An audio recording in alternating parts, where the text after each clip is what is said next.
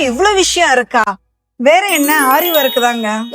இப்ப ஜர்தோஷி, நச்சு, gold thread, அந்த சீக்வன்சி, கட் பீடு இதெல்லாம் யூஸ் பண்ணி நம்ம ஒரு பிரைடல் பிளவுஸை நல்லா கிராண்டா அழகா ஒர்க் பண்ணலாம். அதுக்கு அது சூட்டபிளா இருக்கும். மகம் ஒர்க். மகம் ஒர்க் ஒரு ட்ரெடிஷ்னல் ஆரி பேஸ் ஒர்க். இது த்ரெட், ஸ்டோனு, பீட்ஸ் இதெல்லாம் யூஸ் பண்ணி நம்ம ரொம்ப பெர்ஃபெக்ட்டா ஒரு ஹேண்ட் ஃபினிஷிங் கொண்டு வரோம். Cut work.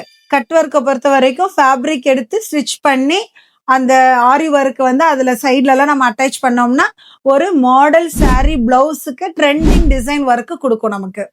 Mirror work. சின்ன சின்ன மிரர் எடுத்து நம்ம அட்டாச் பண்ணி சைட்ல ஃபுல்லா ஆரி ஒர்க் ஸ்டிச் பண்ணோம்னா ஒரு நல்ல ஒரு க்ளோ லுக் நமக்கு கிடைக்கும். ஒரு சிம்பிள் ஃபங்க்ஷனுக்கு நம்ம வேர் பண்ணிக்கிறதுக்கு ரொம்ப அழகா கிராண்டா இருக்கும்.